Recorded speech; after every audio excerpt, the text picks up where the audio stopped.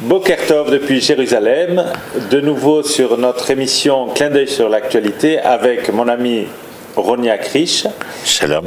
Shalom. Votre serviteur Avraham Azoulay.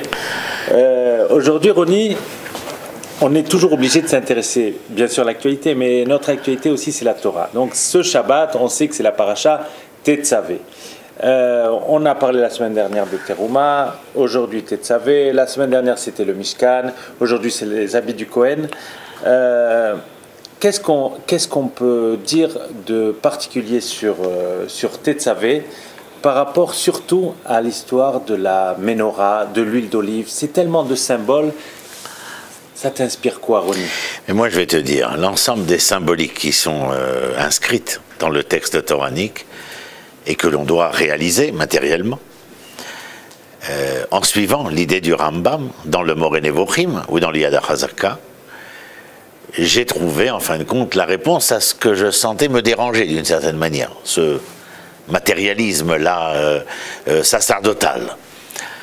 Et Rambam m'a, comment dire, remis le pied à l'étrier pour essayer de comprendre cela comme un moyen et non pas comme une finalité. Que ce soit le temple lui-même, que ce soit le Kohen et ses habits, que ce soit les objets qui vont faire partie du temple, eh bien, il n'y a là aucun culte avoué. Avoué d'ailleurs et séparé et lié comme finalité, mais comme moyen de. Moyen de quoi? Moyen à travers le temple et les objets du temple de vous pouvoir permettre de poser comme un joug sur le cou égocentrique de l'homme et de le ramener à une juste harmonie, une juste réalité, et aussi de lui permettre une nouvelle réflexion sur sa réalité humaine et la réalité de l'humanité dont il fait partie. À propos de l'homme, il y a quand même un mystère dans cette paracha de Tetzavé. C'est la seule paracha où on ne parle pas de Moshe. Il a disparu? Que s'est-il passé? Bien, disons qu'il laisse place au Kohen, c'est-à-dire il laisse place à Aaron. Et puis on sait aussi dans le Midrash que c'est la date, la semaine, date anniversaire de son décès, de sa disparition. Il y a comme une idée, un relent prémonitoire de sa disparition, mais c'est surtout d'abord et avant tout parce que cette paracha de Tetzavé bien laisse place à ce côté dont je disais tout à l'heure la définition sacerdotale, c'est-à-dire le pouvoir que vont avoir les Kohanim dans le sens de la culture, de l'éducation et du service à l'Éternel, alors que Moshe représente, si tu veux, à ce moment-là, l'exécutif qui devra devenir législatif par l'intervention de Yitro, mais essentiellement... Moshe se serait effacé pour laisser la place à d'autres? Oui, pas effacé pour laisser place à d'autres, mais si on ne rappelle pas Moshe, c'est pour nous faire entendre que lorsque le pouvoir sera établi au sein de l'étatisation d'Israël, eh bien, il faudra bien sûr reconnaître les pouvoirs en place, mais reconnaître les pouvoirs en place, c'est faire comprendre à chacun des pouvoirs composites de l'État, eh bien, qu'il n'est que dans la pleine coïncidence, dans la pleine harmonie avec ce que les autres représentent, ce qu'en démocratie nous connaissons comme le judiciaire, le législatif et l'exécutif. Il est bien évident que le juge ne peut pas être le président ne peut pas être l'Assemblée. Est-ce qu'on parle aussi de la faute du veau d'or qui serait liée à cette disparition de Moshe dans la paracha de Tetzavé? Il se serait interposé devant Dieu pour dire « Mon peuple, ne le touche pas, sinon efface-moi de la terre ». Est-ce que c'est aussi lié? Ken, alors je crois que c'est une explication. Je crois que ça touche aussi, quand nous disons que notre émission c'est clin d'œil sur l'actualité, l'ensemble des choses que nous avons déjà dites touchent à cette actualité du quotidien lorsque l'on suit l'information israélienne. Et là, d'autant plus. Je crois qu'il y a dans le fait du Chet à Hegel, je le rappelais dans une autre émission, le Chet c'est une désorientation. C'est-à-dire qu'il y a une perte de la finalité vers laquelle nous nous dirigeons. Et Hegel, c'est non seulement le veau, mais c'est aussi Igoul, c'est-à-dire le cercle. Il y a une désorientation par rapport au cycle de la vie. Et dans cette désorientation vis-à-vis du cycle de la vie, il y a un danger à la déperdition totale. Et Moshe se met en non pas en marge, mais ici, au contraire, au milieu, afin de faire valoir que si le projet divin est tel qu'il a été énoncé, alors venir et dire que tout serait possible d'être repris et recommencé à partir d'un, eh bien pour lui, Moshe, c'est inacceptable. Et il met en jeu, en fin de compte, ce qu'il est, ce qu'il représente, et il montre ici quelque chose qui est essentiel pour nous, Abraham, la responsabilité collective. Nous ne travaillons pas simplement l'un pour l'un ou l'autre pour l'autre, mais l'un pour l'autre. C'est-à-dire que sa réaction fait valoir cette responsabilité collective, si nécessaire, à l'État et au pouvoir de l'État. D'où le mystère de cette disparition de Moshe dans cette paracha. C'est très lié.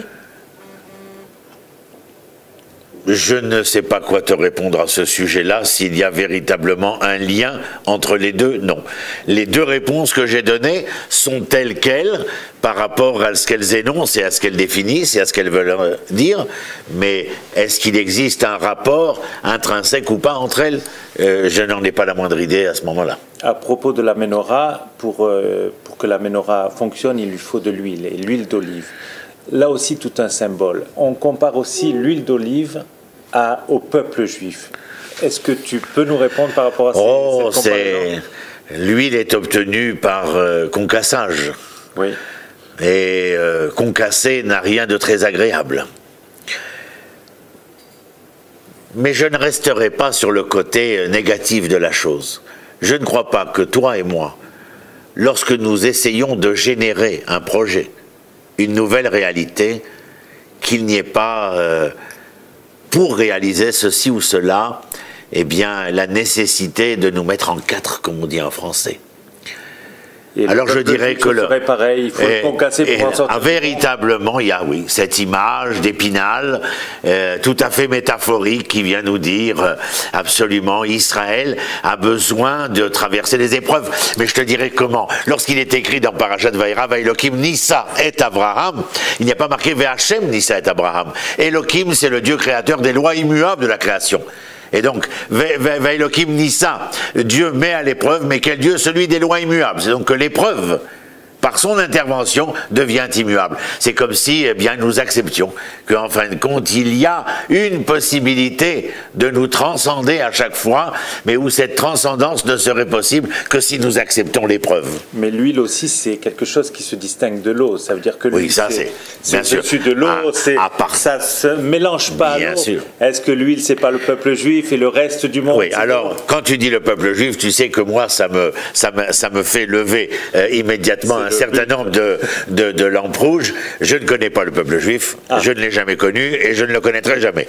Par contre, tu peux me parler du peuple d'Israël, de la nation des Hébreux, je connais. Quand j'emploie le mot juif, qui est réductible, comme on en avait parlé une fois, et surtout fractionnel, je parle de communauté juive. Mais le peuple juif, je préfère parler du peuple hébreu. Oui, la nation hébraïque, le peuple des Hébreux, est ce peuple qui est différentiel, qui se différencie, et qui va en fin de compte, lorsqu'il traverse ces épreuves, eh bien surnager.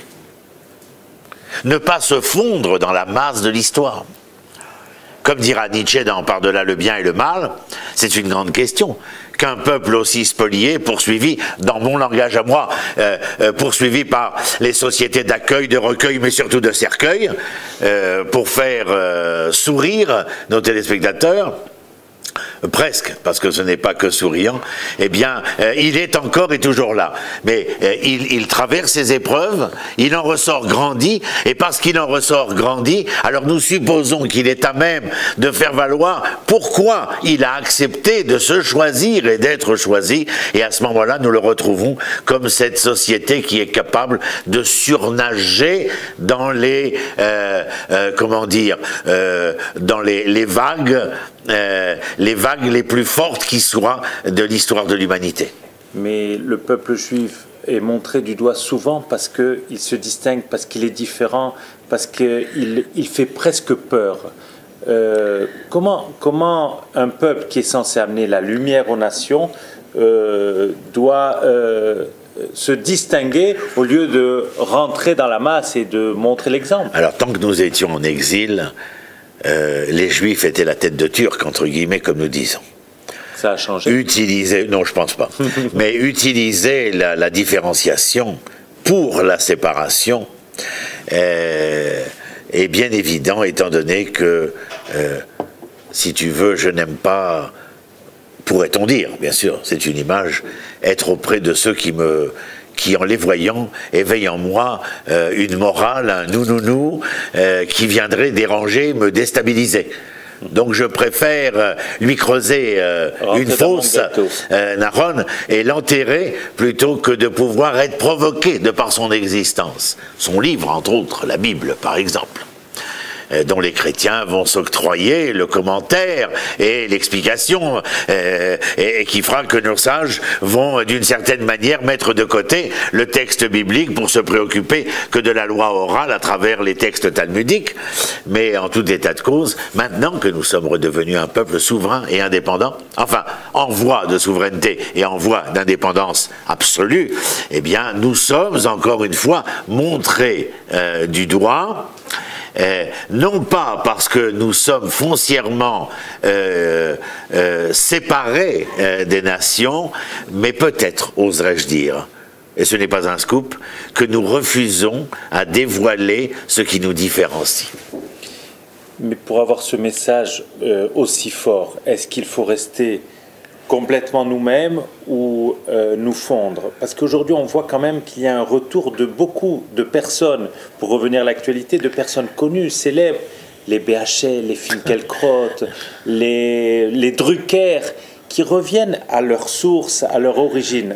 Comment tu peux expliquer ce phénomène de retour, de ne plus avoir honte finalement de cacher leur source? Moi je te dirais que ce que je conçois comme essentiel, bien que ce que tu viens de citer et raconter soit important, mais je crois que l'essentiel aujourd'hui, et le monde le sait, c'est d'ailleurs la raison pour laquelle il est omnibulé par cette existence, celle de l'État d'Israël. Et si je considère l'omnibulation des nations concernant l'État d'Israël, alors bien entendu, je ne peux pas m'arrêter simplement à des cas de figure singulières. Mais essayer de considérer que si l'État éveille au sein des nations un tel intérêt, ou chez certains une déférence, et chez beaucoup un anti-israélisme profond, la société israélienne, elle m'intéresse au-delà de tout pour elle-même. Non pas que je sois de ceux qui appellent à un repli sur soi, un ostracisme quelconque, bien au contraire, je demande à une ouverture, mais lorsque cette ouverture est afin de venir et d'affirmer ce en quoi nous croyons essentiellement.